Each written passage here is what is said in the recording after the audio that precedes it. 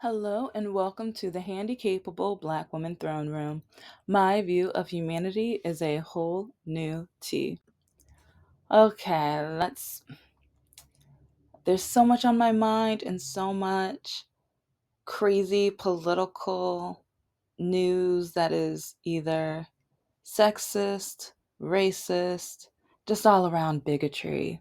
I just feel like right now we're just surrounded by so much bigotry. But then you kind of see who, like the type of people in the modern world would follow Hitler, because the people who are still cheering on the orange guy right now, the MAGA people especially, because there are some Democrat people who are in some ways, I see the positive in what you're doing. Hold up, wait a like no, no, no, be quiet, no, stop it.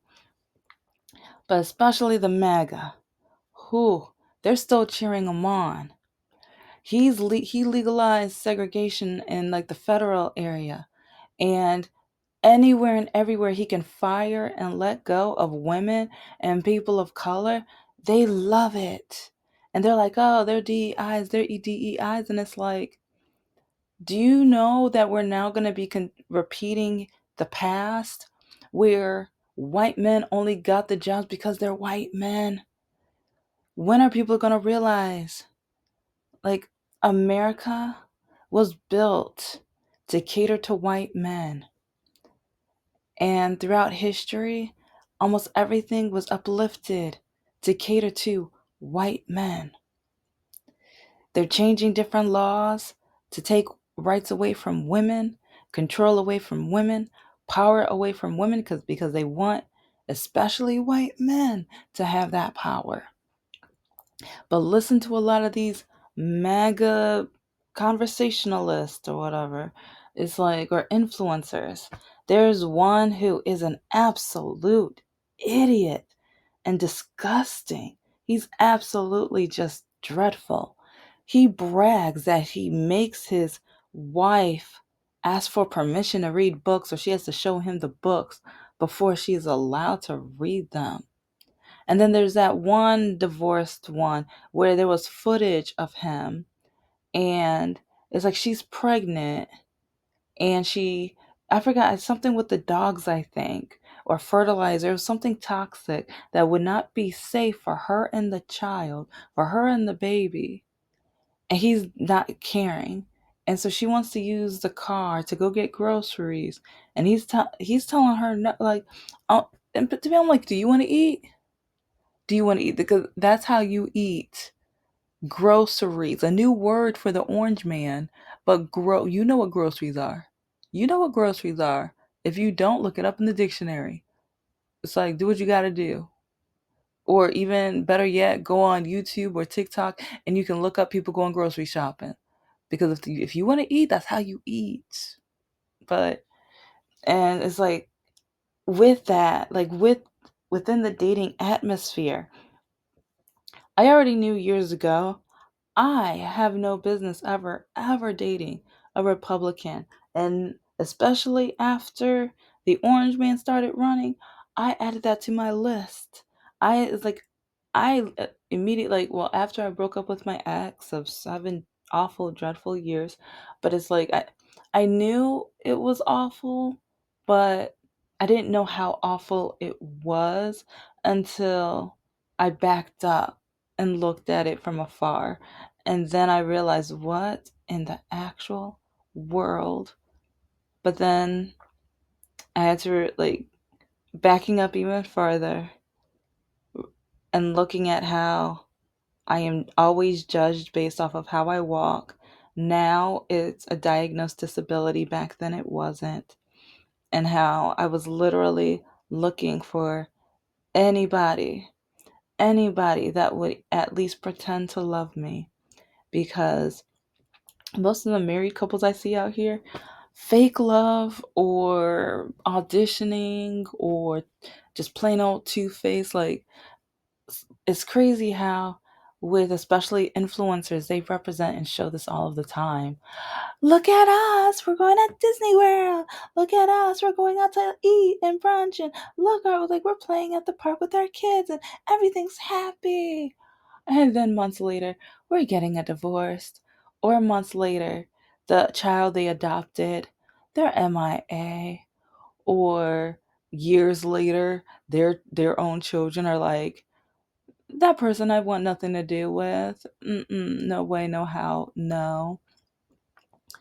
And so, on top of myself, I never felt authentically loved, I realized, especially if you listen to my videos about dating, employment, even just going to the grocery store, going to the zoo, like anywhere and everywhere. It's like, especially if when you have a visible disability, a lot like some people, they want to gossip or talk about you or gawk or stare, and then some of them come up to you, and it really irritates me when people who, okay, you've had surgery. Okay, yeah, congratulate. But then they want to try to give me advice. They want to give me, like, they don't even, but I don't want them asking because it's none of their business what I am diagnosed with. But then it's even more aggravating when they come up to me and try to tell me how to get through my life, and or they have a cast on or they have a temporary injury. I'm right there with you. I know what you're going through. No, the crap you don't. And then being a Democrat, liberal, progressive, there are so many. Watch my episodes, guys. Watch them. I have so many screenshots and I have so many more I need to put up on here. But like, I've been writing today. I'm trying to see if I can get this novel ready to the point where I can. I okay. I'm just gonna say it. I want it up by August, September, or October. I'm giving myself that 3 month gap because of all of the other projects I'm trying to work on. But anyway, when I am a progressive and I'm trying to get a business started, and there are so many men who try to limit me, and on top of being a woman, they tell me I can't do anything. But then having a disability, oh, it's like I'm gonna talk about an example later on. But one thing that is really amazing though, once I got diagnosed, some people in my family are starting to realize the friction in our relationships in the past because they did not believe me, because they blamed me, because there were so many times where, since they said I was lying, I literally had to go and figure out how to do it on my own, sometimes failing, but at least trying. And just today, just a couple minutes ago, getting a message from my perfect sister who is like, our bond, like, and some people might say I say perfect like sarcastically, and it's not. She's literally perfect. She, like, her education and her experience, and it's like my mother used to, like, yeah, I won't even go into that because that's where the toxicity part of the perfect is. But like, any parent would love to have my sister as their daughter, whatever. So that's what I mean by that. And I can honestly say that because while growing up and observing and everything like that, I I have come to that truth. But anyway, with that truth, I feel like our relationship is so much stronger and better because like, she knows that I am constantly doing research on different items that can help me be more independent, and then I'm working on different things or activities that will help me be able to get back to saving for a house, paying off the rest of the student loans, oh my gosh, and like getting my businesses together. And like she does, like sometimes she sends me things, and it's not always on purpose, but especially where she works, she knows and talks to people who either have a disability or specialize in that area within their program or whatever. And today she sent me a really cool and amazing video, because I know she, like, we went on a trip a couple years ago, but I felt so bad, right? Sometimes I feel like I, I don't like when other people have to do for me.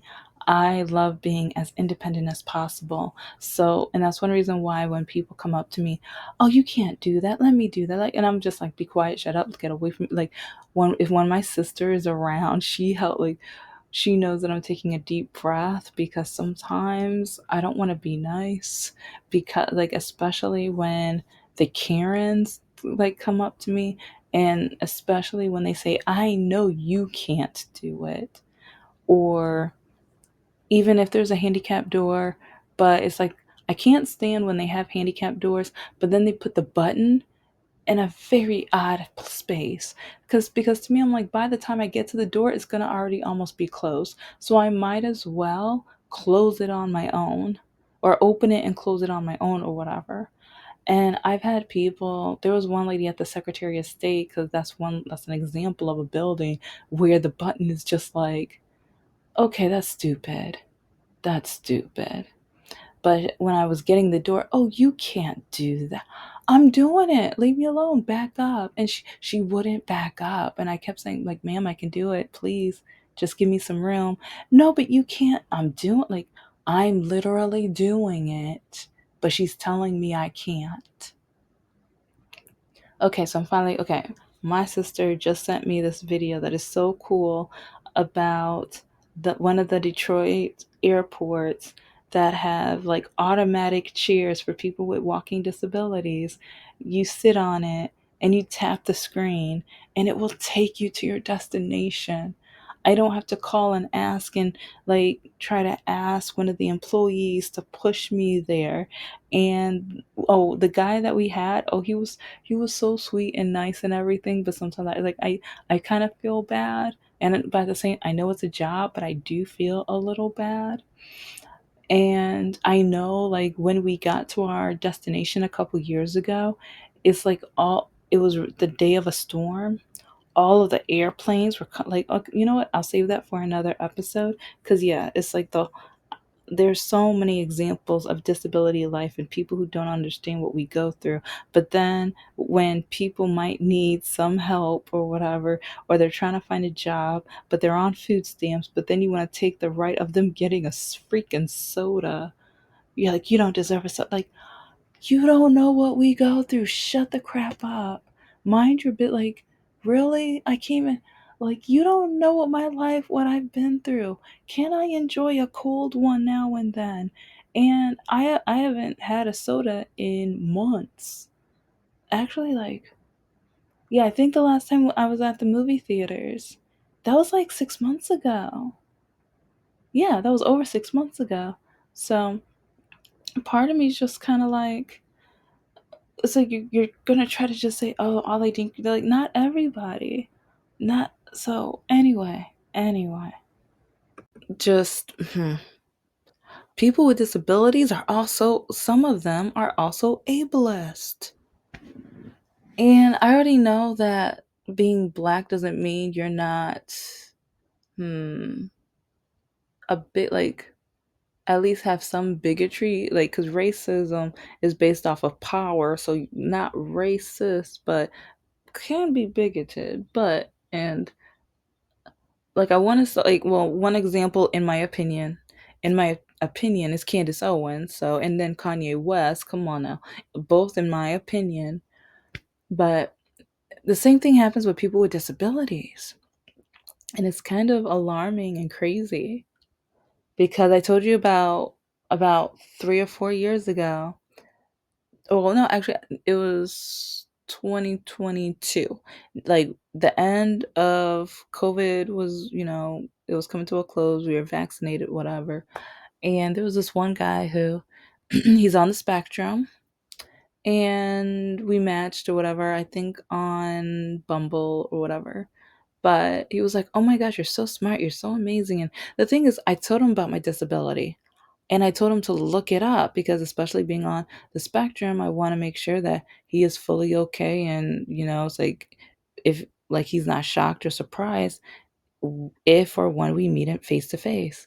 But he was like, "No, I got to meet you." I was like, "I want to make you my girlfriend," and blah, blah, all this other stuff. And I was just like, "No, no, no. Like, okay, let's meet." But he kept saying, "No, it's like, I think you're the one." I was like, "You think?" And do you know how many times? That's one reason why now, when men, because there's this one guy who over the last week, he just keeps saying, "Hey, future wife, hey this, hey that." It's like, I don't even contact him anymore because I'm just like, okay, I hate love bombing because Mr. No Heart kind of did that in a intellectual way because he knew I loved documentaries and like books and stuff like that. So whenever I would go over his house, he would put on the exact type of like films or either anime, documentaries, or whatever. And it's like he would start off conversations like he would look up like articles to talk about. And but then after 3 to 6 months or whatever, he was done with that. Never again. Like, yeah, and he only played documentaries because he still played anime because he loved anime, but he would only play documentaries or certain anime when he knew that I was fed up with him and I wanted nothing to do with him anymore and I was thinking of breaking up. Those were the only times he thought to. But this one guy, he's on the spectrum, and you know what? I can say his name. His name is David. It's like, because no one's ever gonna figure out exactly what I'm talking about, but it's like he picked me up because we were like, no, we gotta meet or whatever. And I was like, you know what? It was like, we both have disabilities, and it's like, I told him about mine. And it's like, with him being on the spectrum, I've noticed some of the things that, to be aware of or whatever, and to also research and stuff like that. But then it's crazy because even though I told him what to look up, gave him information about it, it didn't click with him until I walked out the house. Yeah. And till this day, I believe, like, there are people who are absolute awful, terrible, ableist, bigoted people, but it hits differently when that other person also has a disability. Because I just remember, like, once we got to the house, he wanted nothing to do with me. I did not see him. Because he said, "Oh, we were gonna play a movie or whatever." Played one of the stupidest movies he could have ever picked in his life. I won't say which one because I don't want to. Like, I know the celebrity will never like hear this episode, but it was just like, out of all movies, this. And then it's like something stereotypical for like the black community or something. Like, I'm like, come on. But literally, he got off the couch the entire time. Like, he was gone. He was gone. And it wasn't until like like 2 or 3 minutes before the credits that, like, cause I think he called his father even, cause his father came to the house and all of a sudden he's like, "Oh, I need to go outside." It's like he went from his like the back of the house or whatever, jumped into jumped outside, and I saw him just chilling with his dad, and I'm like, okay, so I am watching this worthless movie while eating my food or whatever, and I the sofa is so uncomfortable, and the tacky, awful, it, yeah, he has terrible taste, and like, yeah, so it was just me sitting in a stranger's room or whatever. And so I already knew I wanted nothing else to do with him at this point because I'm like, if this is how you're going to treat people, ill, ill. But then it got worse because after the movie, he was like, oh, okay, okay, I'll take you back home. Okay, this is how, okay. And the whole entire ride back to the house, you just should stay at the house. You need to just get money from the government. You have no business out there. You shouldn't be getting a job. Just stay at home. And I was scared to say anything because I didn't want, since he was driving me home, I didn't, if I made him mad, because, oh, I had so many things I wanted to say to him. But I didn't want him to all of a sudden try to pull over and tell me to get out. And that's one reason why it's like I'm working on my independence. That's one reason why I have like, and I'm going to talk about my, like, more of my disability independent adventure at one point, but it's like I'm making sure that I am able to drive and drive my own vehicle. And if I do meet up with somebody to go on either a date or outing, I will be in my own vehicle, because it's like if anyone disrespects me like that, I will have the power to just walk away, get away, either walk away or ride away on on any contraption I have at that time, because he is on the spectrum. He's autistic. He has a disability. I thought out of all people, he would understand how it feels to be stared at, looked at, judged, ridiculed, and told that you will never be able to do anything in your life. And then in my past with dating, after I finished college, it's like it I finished with a bachelor's with a double minor. And yes, I didn't have the highest GPA or whatever, but I finished, and I struggled like only until like the last year and a half did I figured out new ways to study. But then I was so confused on why is it taking so much out of me to study. When I was diagnosed finally, I was like, and then I remember my sister and I were doing research on it because she was the first person I told. So, and I remember she apologized about some things because there were some things that happened. And that's the crazy other thing that it'll be in the Gray Sheep series, but there were so many times where my family members were tearing me down, putting me down, calling me a liar, because sometimes I would trip or do something on by accident and I didn't know why. And then my parents are like, "You're such a failure. You're so clumsy. You're so like." Well, yeah. Sometimes when they said that I was so stupid and dumb or a waste of time or whatever, and I would start crying, and they're like, "You have no reason to cry. This is your fault. God wants us to tell you this." And that's the part that, like, so when it comes to, and I'm saying all this because I'm going to be doing a lot more Gray Sheep episodes.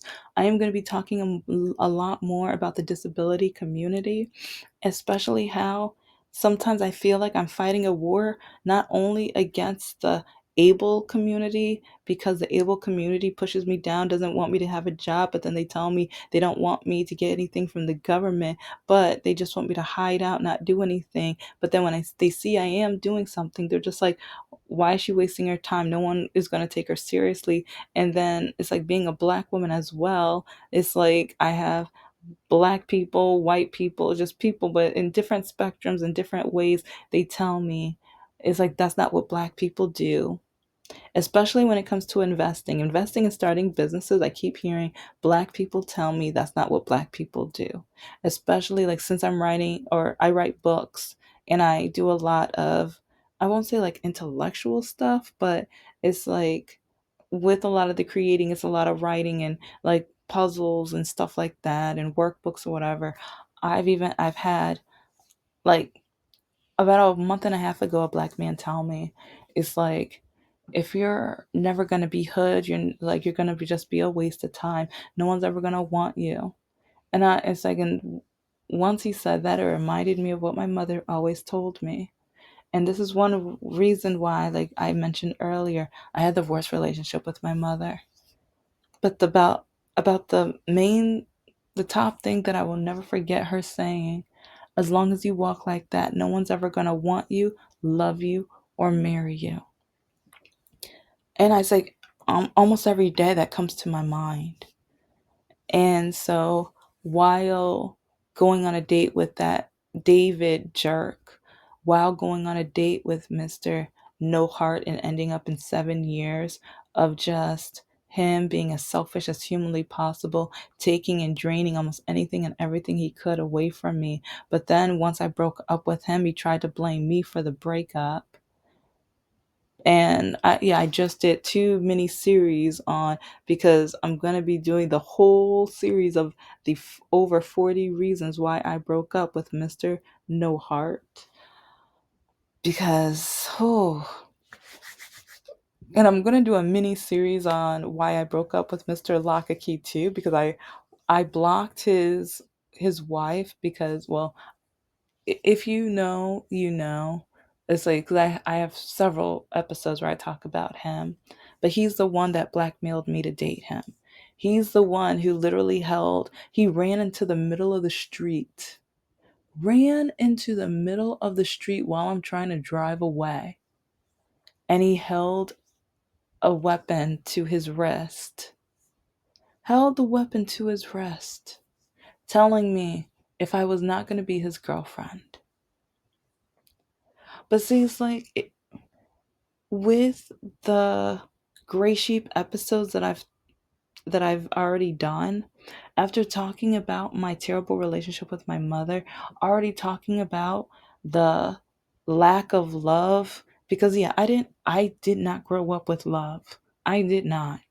And some people might be like, "Oh, you're well taken care of," or "Oh, you have you grew up in a beautiful house," and that's not love. When I it's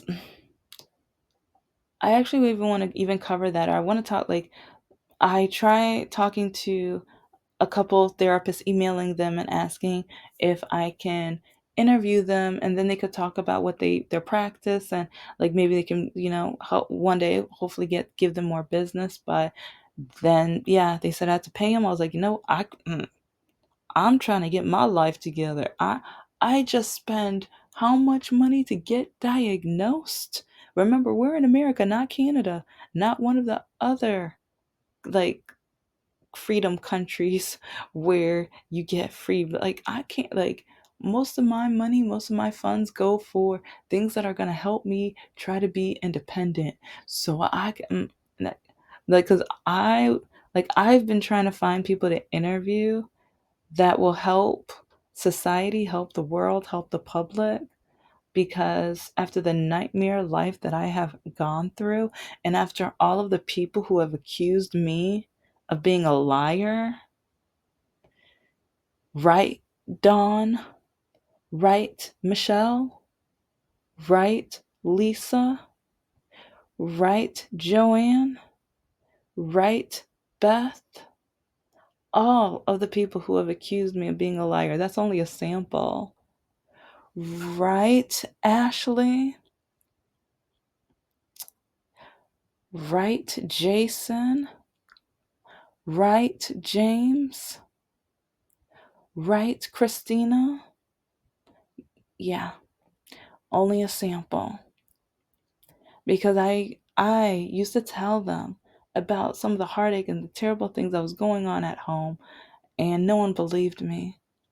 And one reason, because especially with like the majority of the black people that I named, but I won't tell you which one are black, but you live in a beautiful city. You live in a beautiful house. I know that doesn't happen to you. Oh, but look how you turned out. And you smile all the time. You're always so happy. I'm always happy to be out the house. I'm always happy when I'm not around her. The time where I was with my mom, and I had like I knew I was upset, but I didn't know I was that obviously upset. And she looked at me and she was like, if you don't put a smile on your face, she was going to slap the mess out of me. Gonna be another Gray Sheep episode. You know. But, anyways, thank you so much for listening to the Handicapable Black Woman Throne Room. I am a woman, I am of color, and I am handicapable. But most importantly, I am human, and you're human too.